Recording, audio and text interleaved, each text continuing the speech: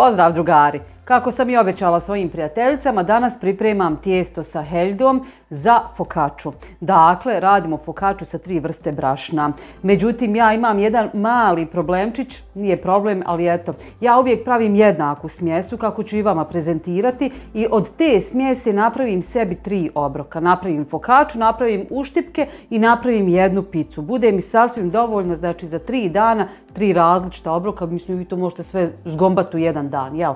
Ali eto, ja uvijek tako radim, imam 3 različita jela od jednog tijesta. Pa idemo vidjeti šta nam još treba od sastojaka osim brašna. Brzo za mnom.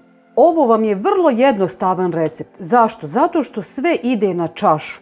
Uzmete jednu čašu, odmjerite je sebi koju hoćete veličinu, jeli? Ova je od 200 ml i uvijek koristim jednu ovu čašu za sve ove mjere. Ovdje imam 3 ovakve čaše pšeničnog običnog brašna, jel, tip 500 glatko, jedna čaša heldinog brašna, jedna čaša integralnog pšeničnog brašna, tu su mi mlijeko, voda, kvasac, so, šećer i naravno obavezno maslinovo ulje u fokaču ide.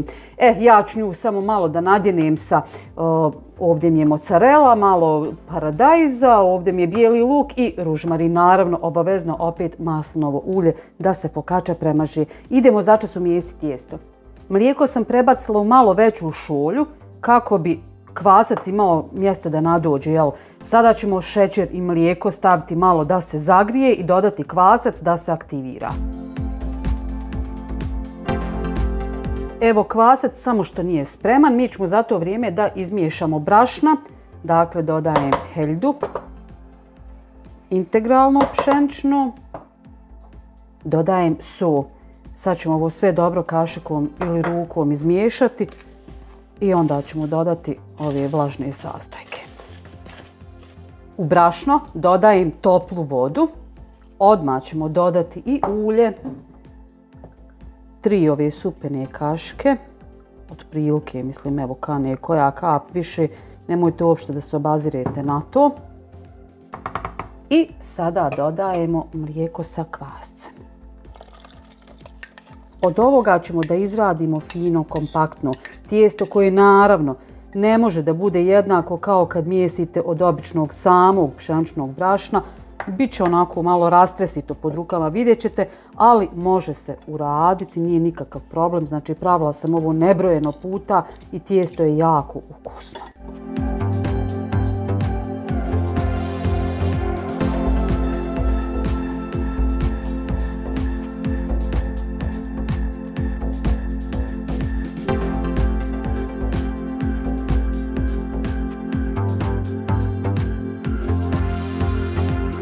Evo tijesto sam umijesla, kao što vidite, evo ne lijepi se za prst.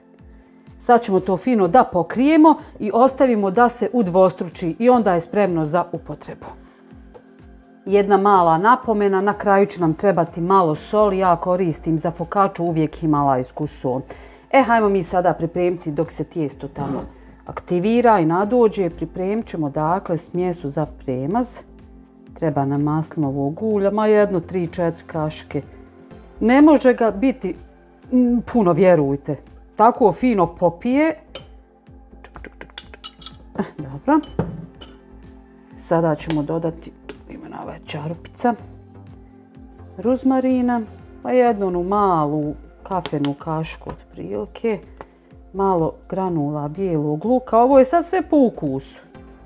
Znači ovo ćete sve onako kako vi volite posoliti, začiniti, možda bez bijelog luka, možda bez ruzmarina, to uopšte nije znači podmoranje ako nemate u kući ili ne volite.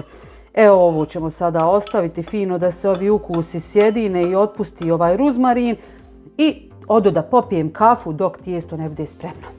Evo kao što vidite tijesto se udvostručilo, ja ću sada mokrom rukom da tijesto premijesim, vidite kako je fino. Nije ni tako, da kažem, grubo s obzirom na heldu. I sada ću jedan dio, ja to stvarno odokativno, znači uopšte ne mjerim količinu, onoliko koliko sam naučila da mi otprilike treba.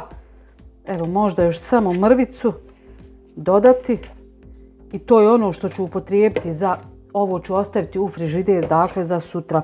Ovo ćemo upotrijebiti za našu fokaču, to ćemo premijesiti sada.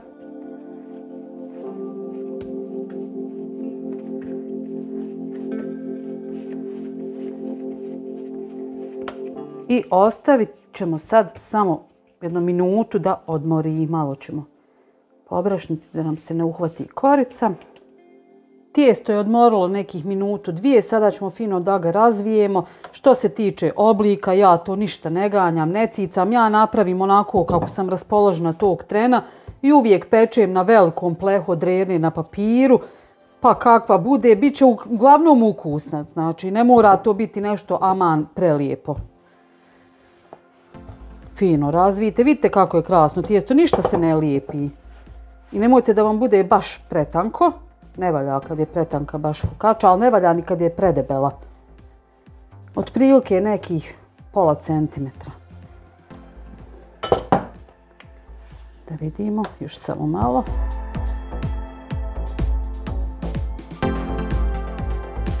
To bi moglo da bude to. Sada ćemo prebaciti na pleh, kako sam rekla. I spremna je za mazanje. Odmah uključite znači rernu da vam se zagrijava. Prije nego što nanesemo smjesu od ulja, sjećate se onog poteza sa prstima. Dakle, napravite udubljenja. To je eto karakteristično za fokaču kako bi primila ovo ulje fino u sebe. Zato ja vama kažem na početku, ona sve popije. I ako ima malo više ulja, to uopšte nije problem. Meni je ovo, ne znam, eto, mogu reći iskreno da mi je ukusnije nego pizza. Eto. Eto ga, evo i ovdje još koju. Idemo lagano.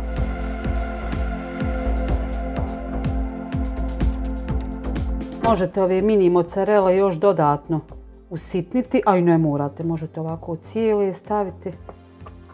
Ja to tako malo prepolovim.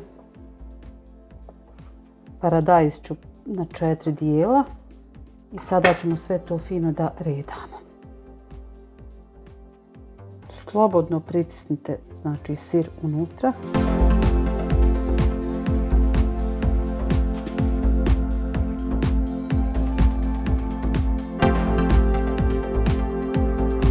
Na kraju još malo posolimo i pravo u vrelu rernu. Vrlo brzo se ispeče. Eto ga. Evo je, stiže. Moram priznati da mi ova do sada najljepše izgleda. Eto, a u mirisu da ne priča. Eto, nadam se da vam se sviđa ideja. Lajkajte, prijavite se na moj kanal ukoliko to niste, pa se gledamo opet. Ćao!